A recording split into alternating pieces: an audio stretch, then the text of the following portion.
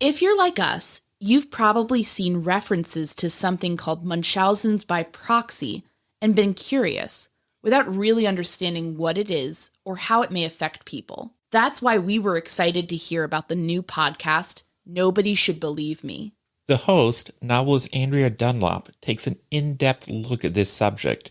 No one has ever done this before. She talks with people who have been affected by this condition. She even speaks with a perpetrator. We've already listened to the first 2 episodes, and we can tell you that Andrea doesn't dwell on the darkness. She takes great pains not to be gory or exploitative. This show has heart. It focuses on the humanity of everyone involved.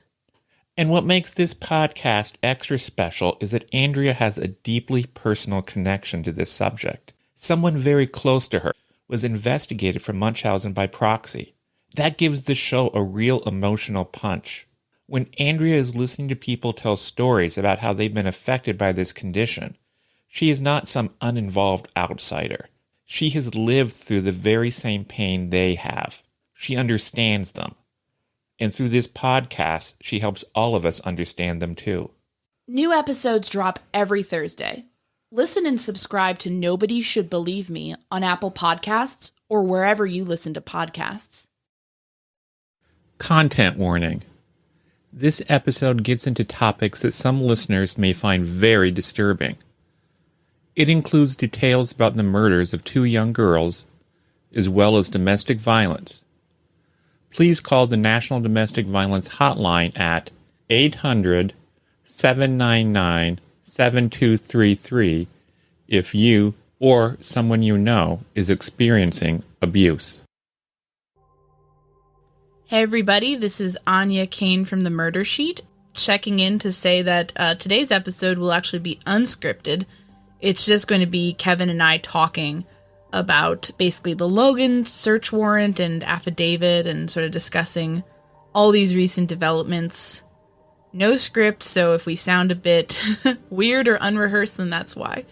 But we just wanted you guys to get our takes on everything and sort of have a more unfiltered conversation about what's been going on. My name is Áine Cain. And I'm Kevin Greenlee. And this is The Murder Sheet, a weekly true crime podcast. Áine and I connected over the Burger Chef murders, a 1978 unsolved case involving the killings of 4 young restaurant employees. Now we're looking to track restaurant homicides. To help us understand the patterns of these crimes, we created a spreadsheet of nearly 1,000 eatery-related killings, the Murder Sheet. We'll be drawing on that data throughout Season 1 to give you a deep dive into undercovered crimes. We don't just rely on skimming the headlines. We dive into these cases to bring you in-depth coverage. We're the Murder Sheet. And this is the Delphi murders, the Logan Warrant analysis.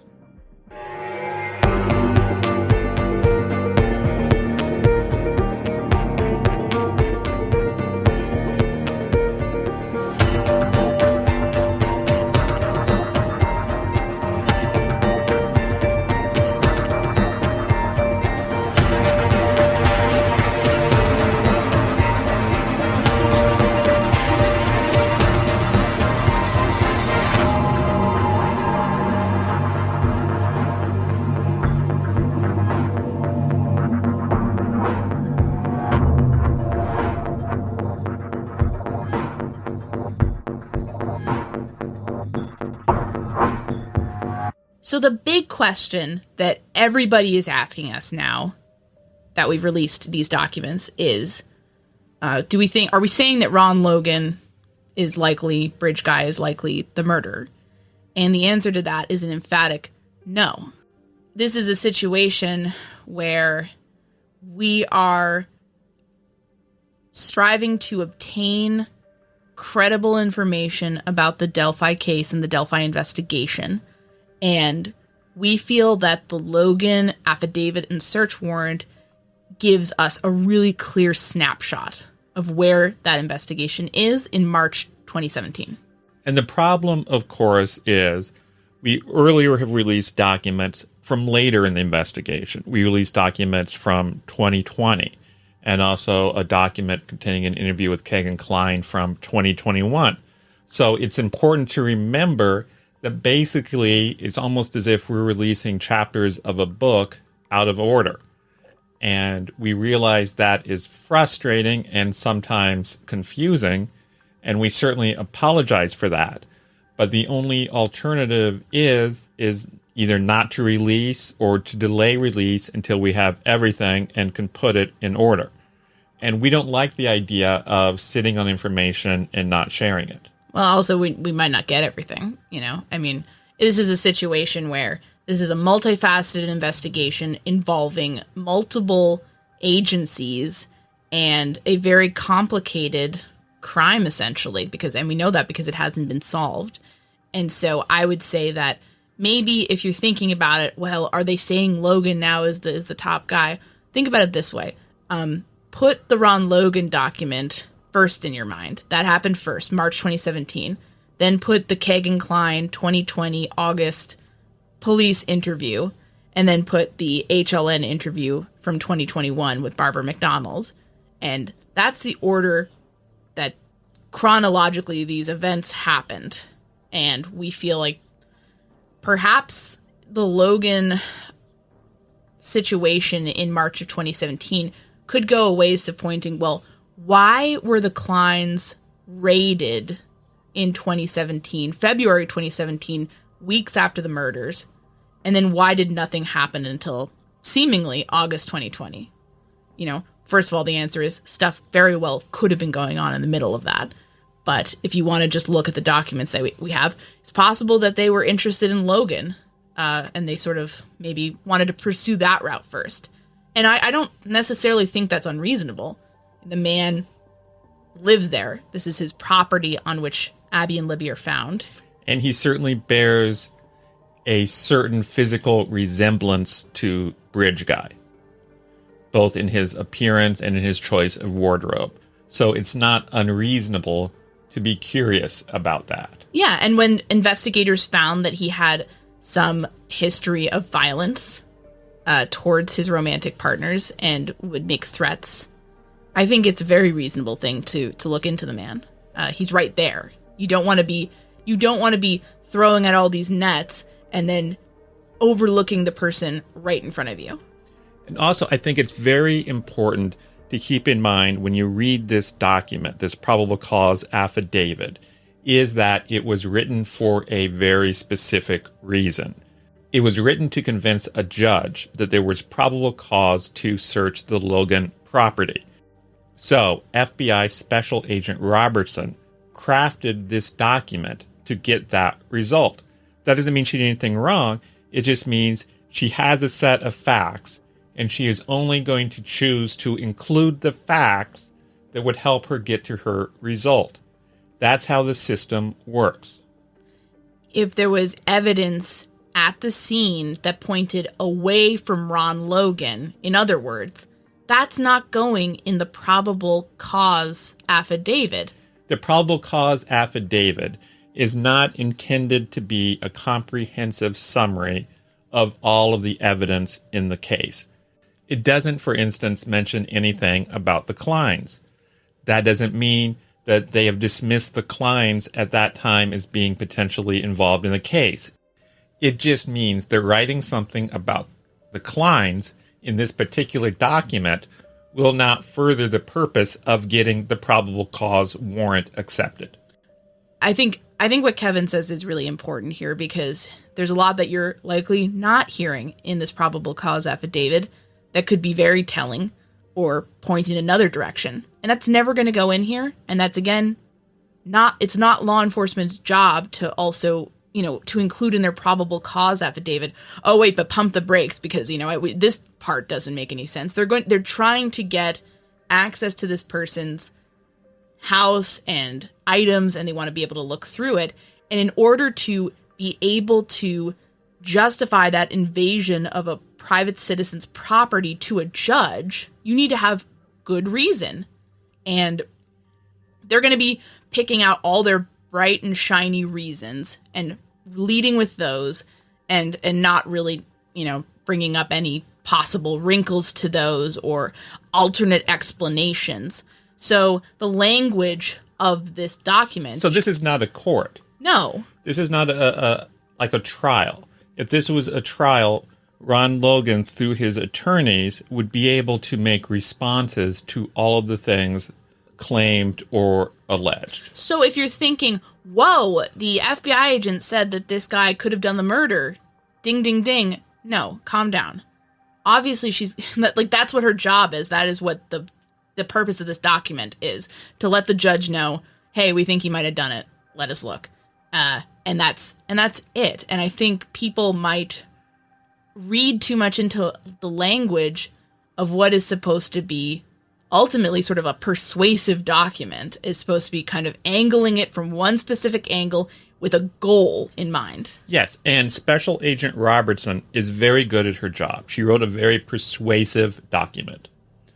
Yes. But that doesn't mean that the case she is putting out there is infallible. And what we do know is this search was, in fact, conducted. We don't know what, if anything, was seized. But we do know that Ron Logan was never arrested or charged with anything related to these murders. And the silence on that, to me, is deafening. That, to me, is the most important thing we need to know about the results of this. Everybody wants to ask us, what did they find? What did they find? What did they get? Is he still a suspect? He passed away in January, but is he still a suspect in some way? And we don't know that. We do not know. But what we do know is that nothing happened, at least publicly. Police never came out and talked about this man. Police never said that he was a person of interest or a suspect. Police never indicated that they were going to continue to go back to him. He was not arrested for this crime. He was arrested for his probation violation, and we can talk about that because that is a wrinkle to what we're saying here. But I think you have to ultimately look, were they able to try and convict him of this crime? And the answer is no. And I think that's a kind of a very important thing to note here. You know, just because this document exists does not cancel out the fact that, you know, he was never charged with anything connected to these murders. Yeah. Let's talk about some of the things that we find very interesting about Logan, and that perhaps, you know, the investigators initially found interesting about him, to the point where they said, we think this guy might be the person who did this, and what we feel was worth looking at, and even some of the things around how they leaned on him afterwards, seemingly. Okay, let's start at the very beginning. One of the arguments is, well, gosh, he dresses like Bridge Guy. Yeah. I think the fact of the matter is, we live in Indiana. If you go to a Walmart on a Saturday or a Sunday afternoon here in Indiana, you're going to see a lot of people, a lot of men, dressed very similarly to Bridge Guy, especially if you're in a smaller or more rural area. It's a very common way of dressing. So, personally, I don't feel that is all that persuasive. Yeah, I don't feel that's all that persuasive, although one element related to that is quite persuasive is that people who knew Logan quite well, namely romantic partners, seemingly saw the image of the Bridge Guy and thought they were looking at Logan. And so people who knew him, recognized him, knew what he wore, knew that he had even, you know, would carry a gun in a fanny pack, looked at that and said, that's him. That's interesting, because I think if you saw a picture of me, even if it was blurry, you'd recognize me. Yes, I think I would recognize your gait and your, you know, what you typically wear, how you move, how you speak in the case of audio recording. So yeah, I think that's a point more of in the favor of, yeah, you need to look at this guy. But yeah, I agree. The clothing seems a little bit more generic. It's not like he was, you know, first of all, the image is blurry. So, you know, it's very much difficult to be like, oh, that was definitely a fanny pack, or versus, you know, a weird, you know, fold in his shirt, or here's any distinctive markings on his jacket. So you're kind of just going for a generic look, essentially. And, you know, I agree. I've seen people dress similarly, you know, in the time since those murders, and it's just kind of a way of dressing. The other factor is he was more or less there. It was his property. Yes. So the guys you see at Walmart on a Saturday or Sunday afternoon, they weren't there, and he was. What do you think of that? I don't know. I have two minds about it. On the one hand, I think, you might have some killers who prefer to do things in an area where they're comfortable and they know they can control the scene and they know everything about the layout. So, if you think that Logan did it, you could make that argument. But at the same time, I would wonder why you would leave the bodies on your property, because you would think that then, you'd be looked at pretty quickly. And you could make the argument, well, maybe it was a spur of the moment decision, this murder. You could extrapolate so many different scenarios either way of like some sort of very elaborate plot or something that was completely random. But it seems to kind of go either way. It doesn't seem to me to be, you can't really apply logic to the killing of two young girls. Ultimately, it's an illogical and horrific event. But from the sense of self-preservation, leaving them on your own property seems like a pretty bad idea. Another point that is mentioned is that Ronald Logan seems to have owned some guns and knives. And my answer to that would be, this isn't a discussion about gun control or hunting or anything like that. But it is a fact that in places like Indiana in particular, and many other areas across the country, a number of people hunt, a number of people have guns and knives, and most of those people are fine, upstanding people who would never even think to commit a crime.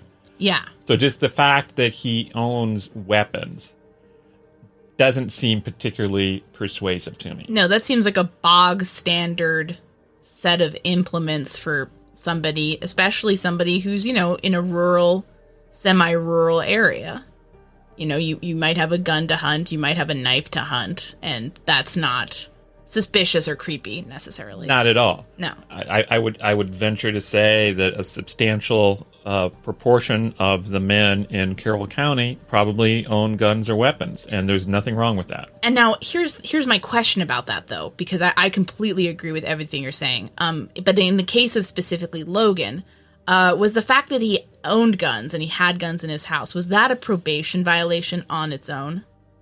Yes. It was. So maybe there's a bit more of a tainted aspect to him having some of those weapons. Although you could make the argument, if it's a situation where he's using them for hunting, maybe you're kind of like, well, no one's ever gonna find out, Like I'm in trouble for DUIs, so what could happen to make the heat come down on me to that extent? Maybe you're just kind of trying to push the boundaries a bit and you get caught. I don't know. But you're kind of edging up to something else that is of interest, which is that Ronald Logan would seem to have had an undeniable propensity for violence. We have in this document the claims of two different women who had romantic relationships with Logan, saying that he beat them, he pulled them out of a vehicle by their hair.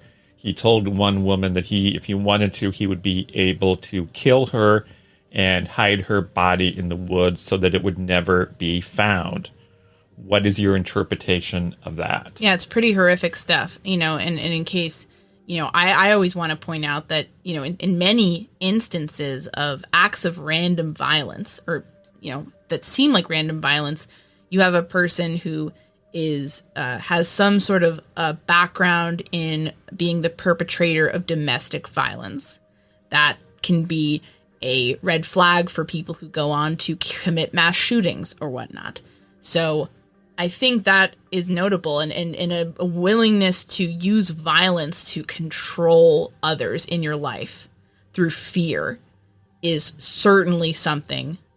To me, this is kind of the crux of the argument to look into this man, because once you are implementing that in your life in that way, that violence, that fear, I feel like, you got to look at that person. He's violent and he's there. fine. That is a reasonable reason, in my view, to look at him at the very least. Does that mean that it sounds like a concrete, it's definitely him? No. I'll point out the obvious. The women that he abused were adults. And they were known to him. They were romantic partners living with him. These two young girls, as far as we know, they're strangers to Ron Logan. And they just happen to be walking by, essentially. Or whatnot.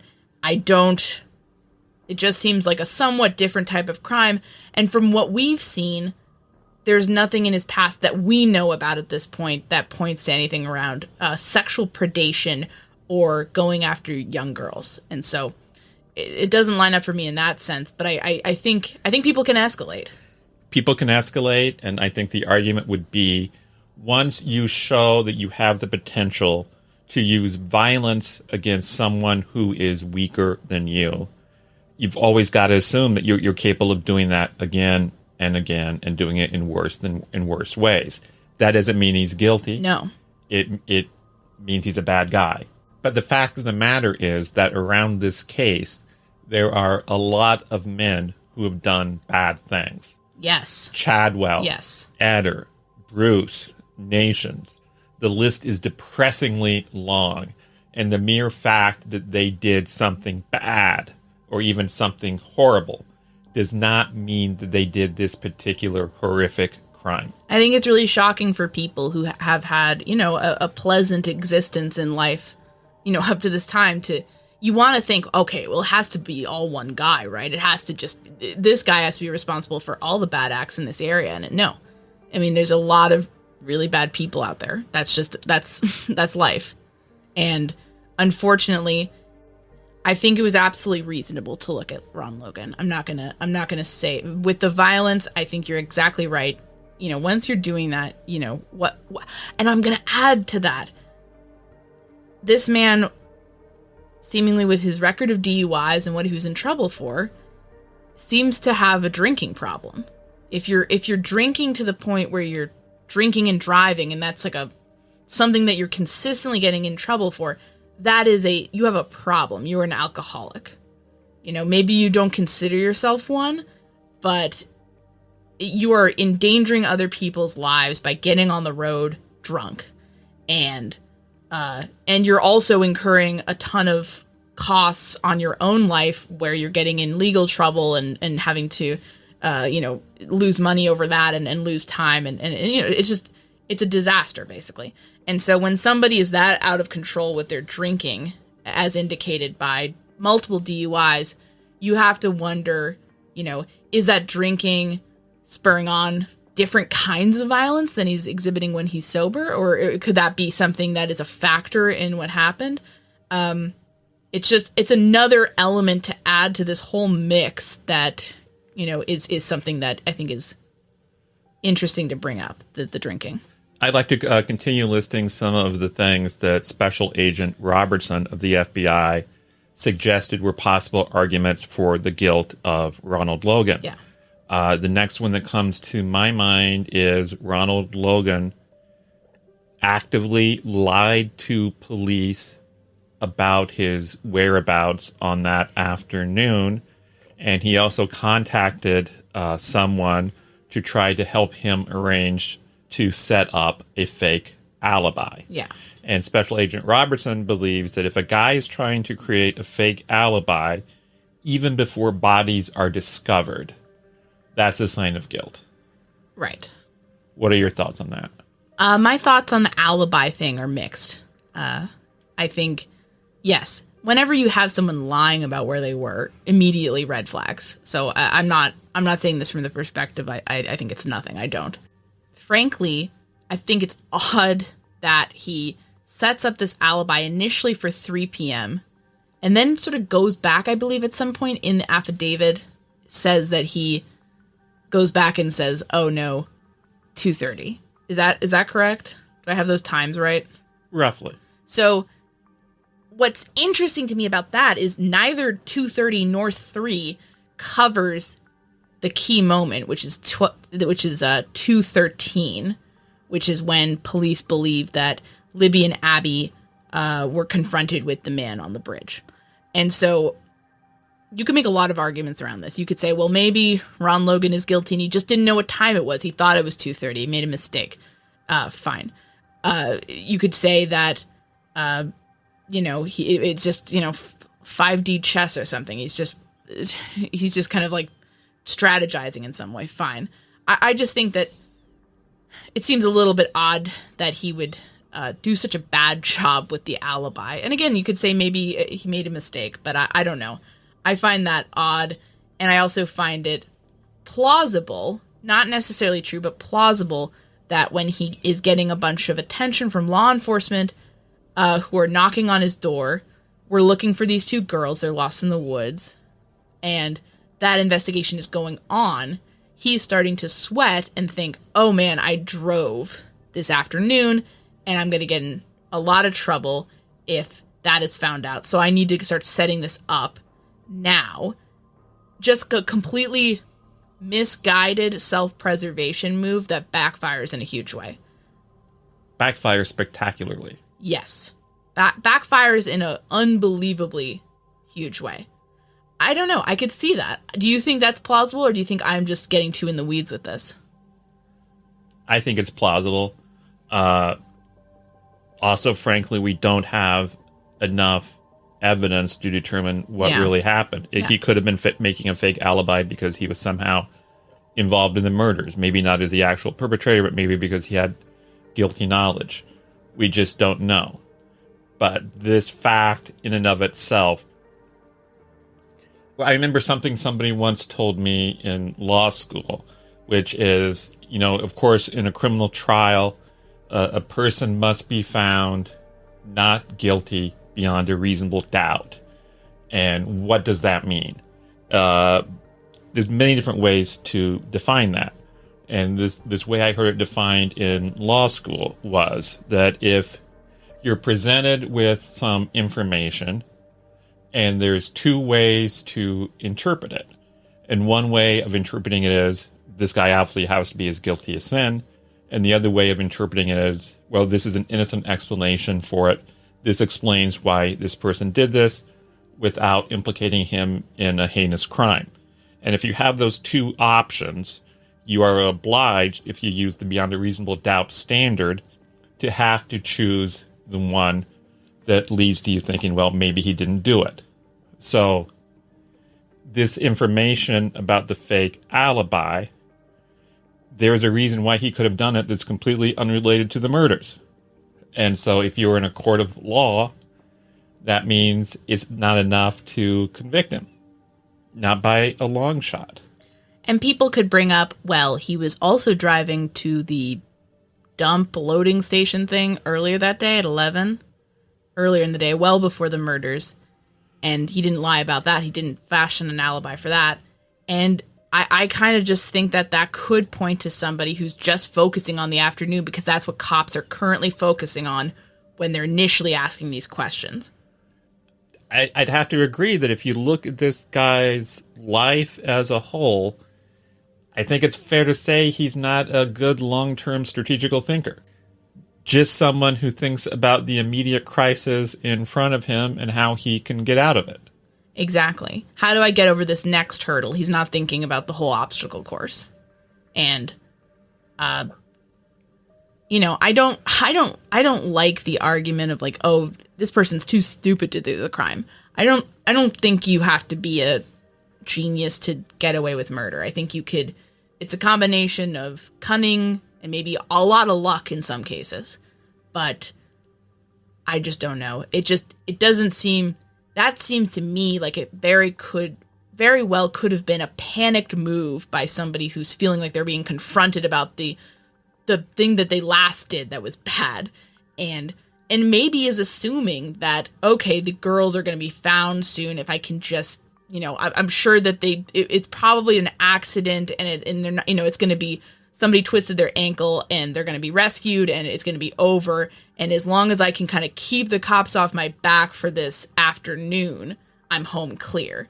And that seems like a realistic stratagem that I could see somebody like this taking. And it, again, backfiring spectacularly because it's easily provable that he was doing what he should not be doing here. I want to mention another element of the case that Robertson tries to build against Ronald Logan. She says there were a couple of text messages sent to his phone on the night of February 13th. This was the night of the day that the girls were killed. She says initial exam and analysis indicates that at the time Logan received these two text messages, he was, quote, likely outside of his residence and in the proximity of where Liberty German and Abigail Williams' bodies were located. You had the same reaction that I did. What did you say when you read that sentence? In that phrase, the word likely carries a lot of weight. So basically they're saying they can't be certain. If they could, then they would have said, no, we pinpointed him. He was right there. Instead, they say he was likely there. Guess what? The guy lived right there. I don't think that means anything. I would defer immediately to somebody who, I'm sure there's been experts who've spoken about this and we just missed it, but there's an expert who knows about how closely they can pinpoint a person standing on a property using cell phone data and ping circa 2017. Then we would love to hear from you because you know better than us. But as it's phrased, it sounds weak. And this probably isn't really relevant, but for what it's worth, there have been times I've been out and about running errands and I text you at our home and I happen to have a map up because I'm trying to figure out where I am.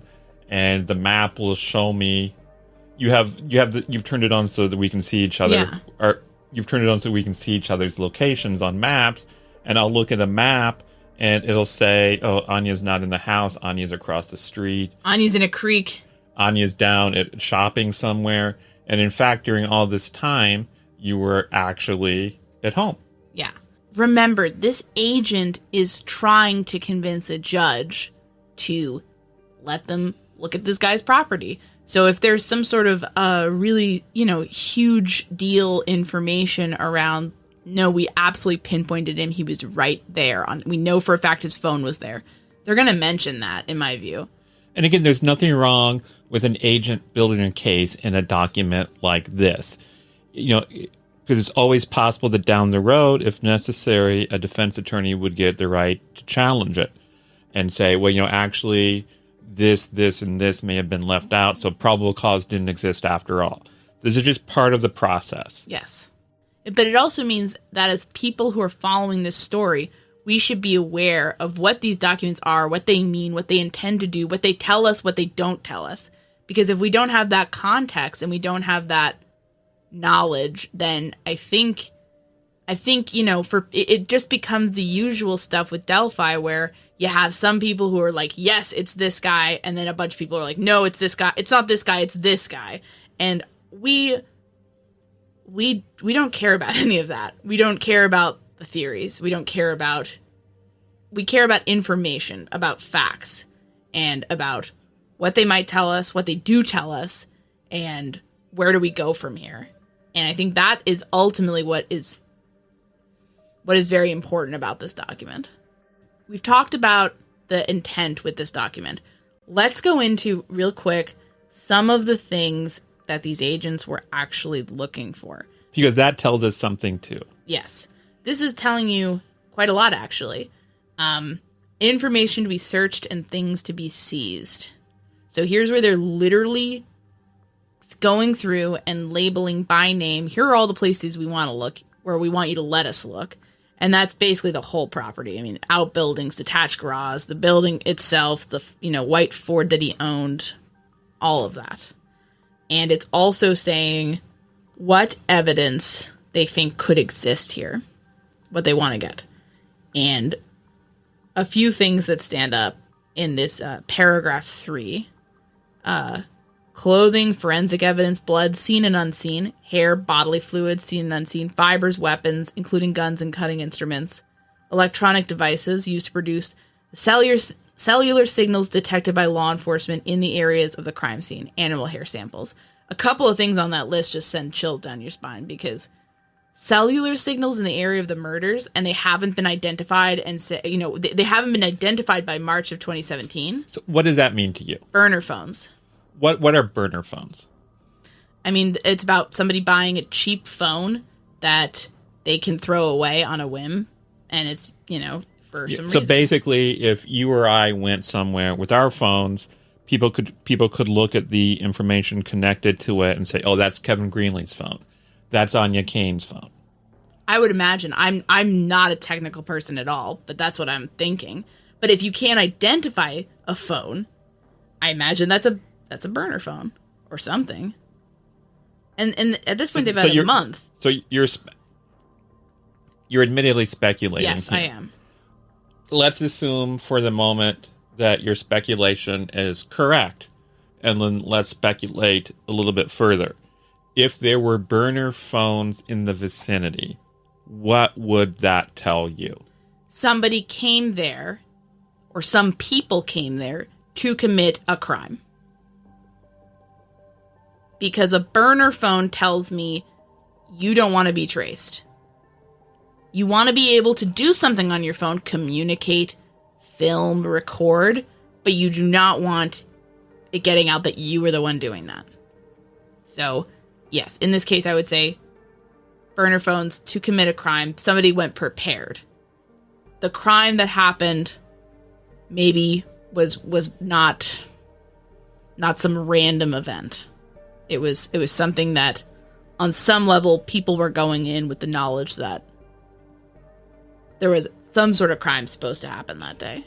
So again, we're in the realm of speculation. Yeah, of course.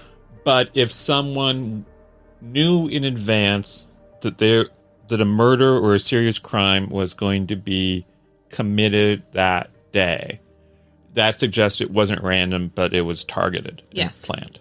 Yes, because you have a situation where, if you look back on our previous reporting on this case, these two young girls, one of them is in communication with a profile that we now know is attached to a internet predator.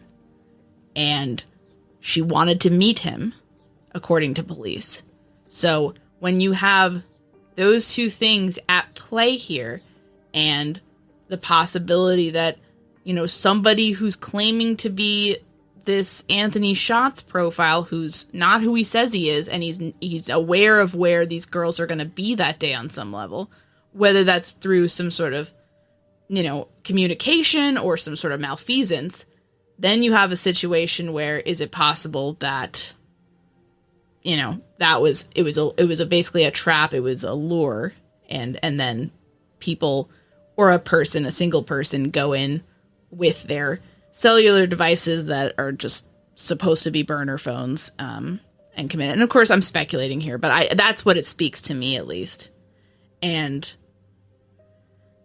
as to, so where does Ron Logan fit into that? I don't know. I don't know where he fits in.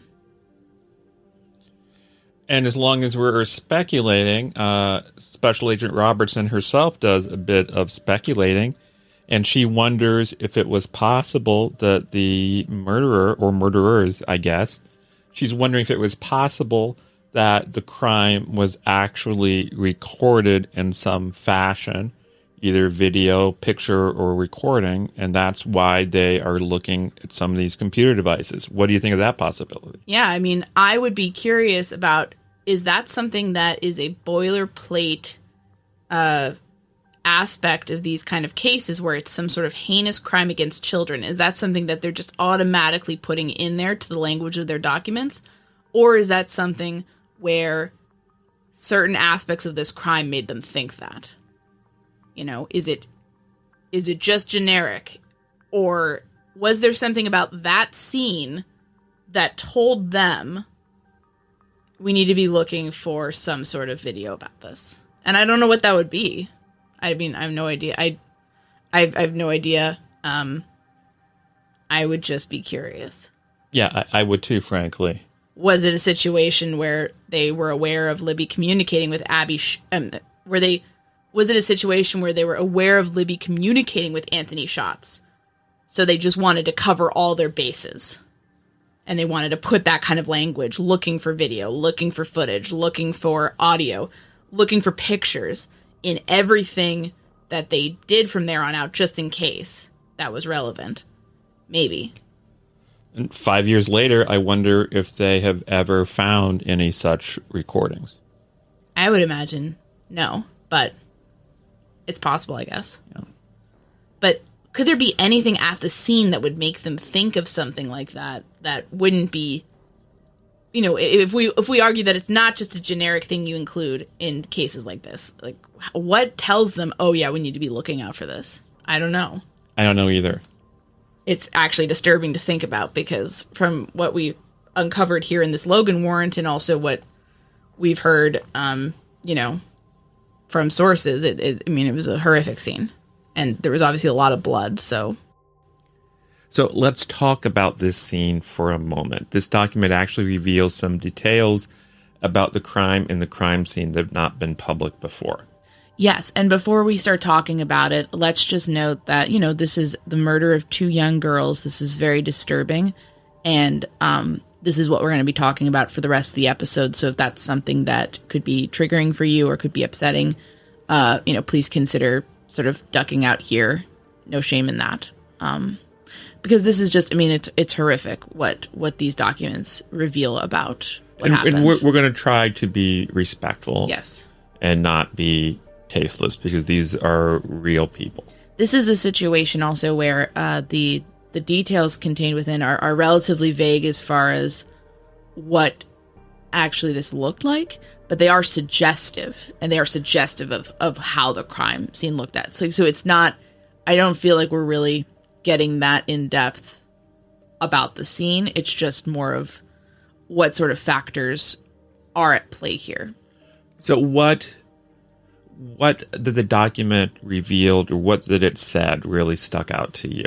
So the girls are killed with a weapon that causes a copious blood loss and creates a very bloody crime scene, to the point where investigators believe that the killer would have likely gotten blood on him. And so that, first of all, is incredibly disturbing. And second of all, sort of creates questions in your mind of, well, how did this guy walk away without anyone noticing that? Another thing that kind of jumped out at me was it indicates that there was no evidence that the girls put up a fight. Right. What does that suggest to you? It could anything. It could be something where this is an utter blitz attack that perhaps they did not expect the attack to come when it did. It could suggest the possibility that they were coerced and fearful and trying to comply, which is, frankly, I think what a lot of people would do in a situation where they're being menaced by somebody. And, you just... When you're in a situation like that, you always cling to some hope that you can get out of it. And that if I just play this right, it'll be okay. And so maybe they were... this is just awful to think about, but that's... Yeah. And, what's so horrific is that, these 2 girls are best friends. They're very good friends. So you have to imagine that the killer is able to use their connection with one another to get them to comply, because not only if you fight back or if you run, you're basically relegating your friend to die or be harmed. And, that's a measure of control that this killer is possibly able to wield over them. We're speculating here, but I imagine that, these kids are close, and that's got to be just horrific. You're not just worried about yourself, you're worried about your friend. And of course, it's also very possible that the reason why they didn't put up a struggle was that there was more than one killer. And when there's more than one killer, it's easier to maintain control. And one thing we've speculated about with other cases like the Burger Chef murders is that, it's possible that the killer was very persuasive and indicating, I'm not going to hurt you. It just, basically lying to gain compliance. And that's always a possibility. And as you said, if you're in the situation and you don't feel you can run because other people, your friend might get hurt, or you feel like you can't outrun them, you're in the middle of the forest, essentially, perhaps your brain is going into overdrive of like, how do I stay alive? And that's a survival mechanism. And that's, you know, in many cases helps people stay alive. So it's not unreasonable. It's just killers, you know, might lie about what they really want in order to gain compliance from their victims. I frankly find it very, very upsetting to think about the actual murder and the moments just before that. I don't really like dwelling on it more than we have to. Are there other things about those moments? No.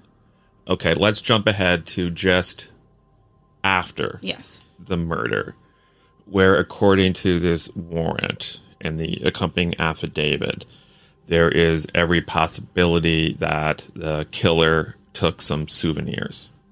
Yes. So what the affidavit describes are 2 articles of clothing taken from one victim. We redacted what kind of clothing it was on the request of law enforcement. But that's highly suggestive. And the agent who wrote this affidavit felt the same way. Nikki Robertson wrote that, you know, in cases like this, sometimes killers take quote unquote souvenirs. So obviously very disturbing, almost seems to indicate some sort of, you know, possible sexual motive. I would say in this case, you have to highlight alternative possibilities, I think. And one is that, you know, this crime took place near Deer Creek. Is it possible that somehow, you know, in the struggle or in some sort of, you know, movement, that items of clothing were somehow lost and not removed from the victims? I think that you have to at least have that as a possibility. I imagine that law enforcement went over this whole area with a fine-tooth comb afterwards, but things happen. Yeah, there's a non-zero chance of that. But I think when we look at this type of offense and look at the nature of people who commit this type of offense and their proclivity to want to take souvenirs, I think it's more likely that these were taken by the killer myself. I tend to agree. I think that's the most likely explanation. I just want to, you know, whenever there's a possibility of several different avenues, I want to highlight that there are alternative explanations. And there's another third option. The killer took clothing, not for their own sick purposes necessarily, but because they wanted to give an indication that it was a different kind of crime than what it actually was. So we're kind of segueing here into the fact that Special Agent Robertson indicates that the bodies were moved and staged. Yes. I'm going to say in regards to the clothing, I tend to think it is what it looks like, which is that the killer had some sort of... It went towards the killer's kind of twisted psychology, mind, whatever. I think that's the most straightforward option, and that's the one that I think makes the most sense based on everything else we know, and also based on this staging. But, you know, on the murder sheet, we tried to kind of stick with the facts and talk about the various possibilities, you know, what different options are, essentially, in regards to this crime. With that in mind, what do you think are the various possibilities regarding the scene and the bodies being staged? The language about the bodies being moved is something that seems to strike a lot of people as possibly meaning that the bodies were moved a great distance. I guess theoretically it could mean that, but it could also mean that the bodies were moved a very short distance in terms of however they need to be moved for the staging process post-mortem. Right. And this, to be clear, these documents give no indication of which they're talking about. There's nothing in the language to suggest either way. I think what's the easiest possibility? That they were moved a short distance, because that's the least work for the killer and requires them to be on scene not as long, basically. It's also the least risky move for the killer, because shortly after the girls went missing, there were some pretty massive and substantial searches done in that area. And so I think it would be very difficult logistically to go back into that area with 2 bodies and dispose of them there. Right.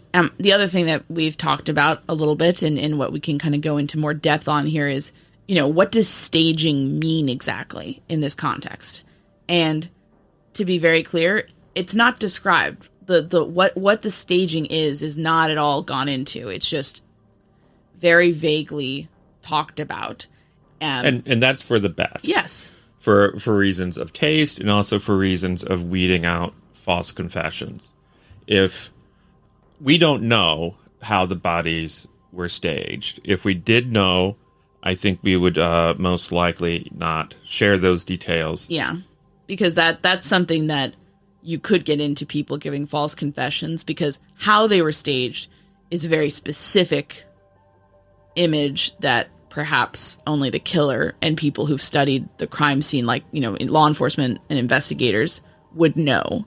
So, I think the public knowing they're staged gives an indication of the crime, but we don't need to know the details on that at this point, because having that information get out, I think, would be a situation where people looking for attention, people who have all sorts of demons, could be coming forward and trying to pretend that they were the killer. Now, the staging, and we've had conversations with other people, and we've had conversations among ourselves. Staging seems to kind of fall into 2 big categories. One is staging done for the purposes of concealing a crime or misdirecting in a crime. So I think the example we used on the show was, pretending that a homicide is a suicide. I don't think that's what happened here. I strongly think that this was a different type of staging, and that would more fall into the category of moving and manipulating the bodies in a way to either shock first responders or degrade the victims in some way, or just be very upsetting or explicit, and that or I guess you could, an offshoot of that would be less maybe not with the intent to degrade, but maybe with the intent of, expressing some regret or something. If you cover them with a blanket or something, that could indicate, perhaps some kind of wanting to, I don't know. There seem, it's just really horrific to think about somebody doing this, and we don't know how it was done. So we know that Doug Carter at the press conference in 2019 seemed to indicate that there was something very disturbing about the way the girls were left in the woods. So we've sort of, I think, used that to color our own thinking about it. And frankly, to some extent, I'm less interested in the details of precisely how they were staged than in the question of why was it so important for the killer to do this. He had just killed 2 innocent young girls. He is in a public place.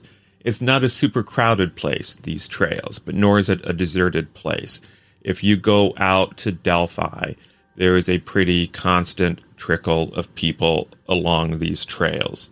And any one of these people who could show up at any time, there's the potential there of them seeing him. So why, in this highly risky situation he has placed himself in, why is he taking additional time with the bodies to move them and stage them? What does that tell us about him? And what does it tell us about the crime, if anything? Well, as you said, this is already an incredibly risky, broad daylight crime against 2 victims. So it speaks to a level of comfort, confidence, that he's going to be able to do exactly what he wants without getting caught on the scene. Forget getting caught afterwards. The first question is, are you going to get caught on the scene?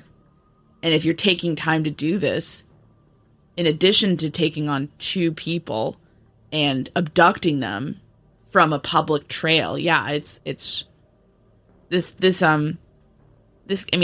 whatever you want to say, the killer does not seem to have a huge issue with risk. Before we wrap up, I want to take a moment to discuss a little bit about our discussion with law enforcement about this matter. When we called and talked to them and told them we had this warrant, we had a couple of long discussions with them. And at one point during one of those discussions, we were told that our earlier reporting on this case and the attention generated by our earlier reporting on this case actually had a positive result. That it resulted in getting this case in front of more people, and it resulted in the police actually getting several good, useful tips. That is what they told us. And them telling us that was frankly gratifying, and it is our hope that the attention generated by the news about this warrant and the affidavit will also generate even further tips. And it's certainly our plan to continue to work on this case. Oh, yeah. This is a situation where I really believe that there's internal disagreement within the investigation over what to release and what not to release. Everything points to that from what we've heard behind the scenes. And that's understandable. I think these agencies, these agents, these investigators have been working on this for a long time. There's a lot of passion and dedication. There's also a lot of, nobody wants to make a mistake. But this was a situation where after we spoke with law enforcement and we elaborated to them on what information exactly does this document contain, and what are we going to, how are we going to cover it? Those conversations, I think, were enlightening for us in terms of learning, okay, well, maybe this is okay, but maybe these details need to be kept out of it for this reason. It's a situation where we're kind of working with them essentially to redact certain things based on their requests. But other things that we've heard, again, behind the scenes from sources, kind of indicate that there is an awful lot of information that nobody knows about except for those investigators. And that this was in many ways the word that gets used a lot is bizarre crime. This is a strange crime. This is a distinctive crime scene potentially. And the Logan document only really hints at that. There's no real detail about what we're seeing here other than a few very vague and broad ones. And so I think we all have to keep in mind that we don't know what we don't know at this point. And another thing I'd like you all to keep in mind is that if you think you might have information that might result in this case finally being solved, please reach out. You can reach out to the police. You can reach out to us, and we'll make sure your information will get to the police. But please just reach out and share what you know. It could be really crucial. If you have information that you'd like to share with us about Logan, the Kleins, or the Delphi case in general, then email murdersheet@gmail.com. We protect our sources. If you need to get in contact with police about this case, email your tip to abbyandlibbytip at cacoshrf.com or call the tip line at 765-822-3535. To our surprise, we've gotten a number of requests from people saying they would like a way to help financially support our efforts with the show. So, if you are interested, we are relaunching a Patreon page, which you can find at www.patreon.com/murdersheet.